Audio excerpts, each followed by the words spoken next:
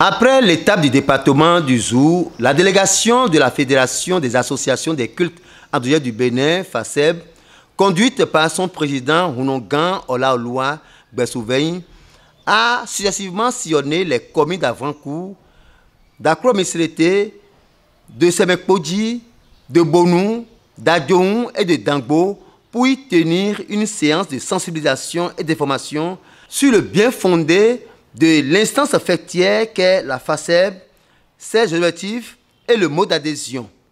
Régie par la loi du 1er juillet 1901 en République du Bénin, la Fédération des associations des cultes endogènes du Bénin, FACEB, est composée des associations régulièrement enregistrées au ministère de l'Intérieur chargé du culte.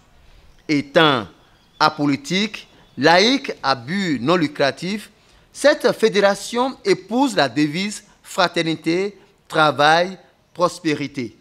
Pour une durée de vie illimitée, elle a une personnalité morale et jouit de l'autonomie financière et organisationnelle.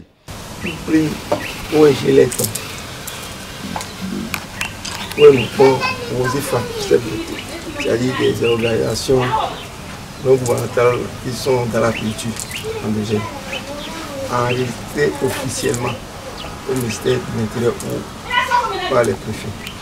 Vraiment, il numéro pas constitue FACEB, fédération des associations qui sont déjà enregistrées officiellement au Bénin.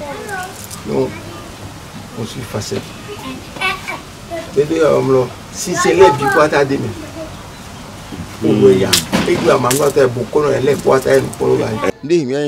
FACEB, si tout le monde, nous tout le monde dira mêlé, na tolé, na bonlé, on gagne, on sile, on hemia. Tenir le FACEB, mais les nous dit FACEB là, nous j'ai été mis ici ami, une partie évo. Puis je l'ai ton, ouais formé FACEB, ouais mais là tout le monde, c'est quoi ici toi. Mangando ima montuna e vine ka ero e matesiro mo ko to la igba ni o mo tin ho e ma to lebo ya yika ya legbe mi ton gbagba to e vina. La FACEB, qui est une instance fêtière, poursuit entre autres objectifs de valoriser les cultes endogènes du Bénin, de promouvoir le dialogue interreligieux entre les religions endogènes et celles révélées et de permettre au monde traditionnel et ancestral du Bénin de s'affirmer.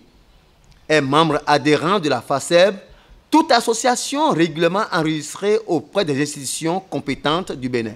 L'association postulante introduit un dossier à l'attention du président du bureau exécutif national de la FACEB. Le dit dossier comprend une demande d'adhésion adressée au président fédéral, une copie du récépissé de l'association, une copie du journal officiel de l'association et le droit d'adhésion. En attendant l'installation officielle du bureau communal et départemental, le chargé de la communication de la FACEB nous donne des précisions sur la configuration des 10 bureaux. Donc,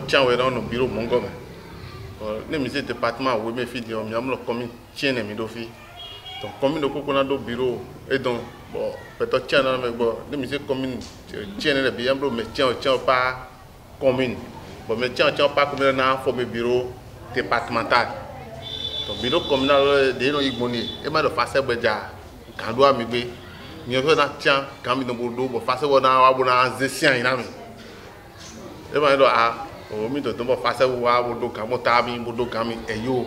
Je suis en train de me dire que je suis en train de test minéraire. Donc, je suis en train de test là. Et là, je suis en train de bureau officiellement. Bon, bureau bureau départemental, il y a participé dans le bureau départemental. Avant de 4 membres, avant de participer dans le bureau départemental. Donc, bureau communal départemental, il y a 9 membres. Donc, tout le temps, je suis bureau communal, mon président. Nous connaissons. Bon, mais à autant de vice-président, mais le président, le président a un empêchement. À ton temps, le secrétaire, un trésorier, En tant qu'organisateur, mais nous tournons les bons, nous avons des cabinets. À Isentor, nous avons conseillé à mais des takas mettons les conseils ouais mais pour les mes frères. Si on retourne, nous avons le point focal. Et des millions point focal, et des point focal de mais des millions c'est un point par exemple maintenant mes amis théâtre papa non défilé des points bien filé. Vraiment donc ouais billet de à 4 ans. Et donc alors oh c'est bon passer cavi, passer aussi mais les mettons. Donc les point focal de même mon gars rien point focal. Bon nous wade mi to wado bureau communal mais wo mon manager do adam na yo yo mo blogo ma gadon lele no blogo nous lele no blogo bo wo na to information na agadon ne na gba do yo no blogo mo le don ya he gba ya do lele mi blogo wo na era orienter mi kwa ko na to nge bay donc bureau focal ne point focal na do gbera point focal de bureau départemental donc pas bureau départemental na do point focal donc bon bureau de don na envoyer bureau national. Donc, des compositions, donc bureau de 7 membres, président, vice-président, secrétaire, trésorier, organisateur, puis conseil, plus point focal. Composition bureau, donc, des façons pour faire beauté, même, façon dans le todi. Bon, mélanger bureau, mais nous pas choisir bureau, mais donc, bon, même bureau, mais ça pas dans le droit, mais mamie, dans le droit, mais trop dans le droit, mais. Très content de l'initiative, quelques dignitaires à la séance d'information apprécient la démarche de la délégation de la FASEB. Oui, on peut plus faire pourtant. Et bien, bon, mon bagdagoué. Je vois des cas d'offres mais do, et vient me sous temps. Parce que même pas former temps et sobre des groupes on gagne, on collecte pour. Mon FASEB c'est rodolo et on maintenant mieux sangan les pots. Aujourd'hui, je suis ravi. Parce que j'entendais toujours de cette délégation qui pouvait nous rencontrer, nous expliquer de quoi s'agit-il.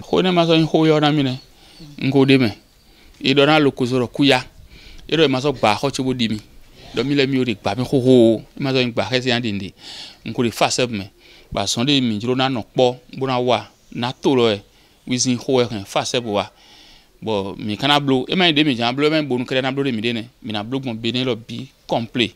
Ben on a un honte mais nous si ouais honte mais. Et mérite, beaucoup de mi guruto à 5 pour de temps. Et là temps, ben on a moins d'or, mais les ouais. Donc on est qu'un bédien. Et c'est honte mais bosser de nous glo. Beaucoup c'est beaucoup fina. Bon mais nous nous tengbeju de y a 5 pour nous tengbeju les nous glo do était autour do et change made yegon. Bon, beto de voler, de non beto de ma te pache na zinpo yi ma se kwa zinpo le. Ils ont tonta. Bon, ils sont nyon, mede mea. Beto enele de ma do gberunu, bu ka pache na joamo, bu pache na nu hoho, togbo tonton le, bu dekon le, men le face bu joande ton. Ce jeudi, les communes d'Adjara, des Agégués et de Porto-Novo attendent accueillir la délégation de la FASEB.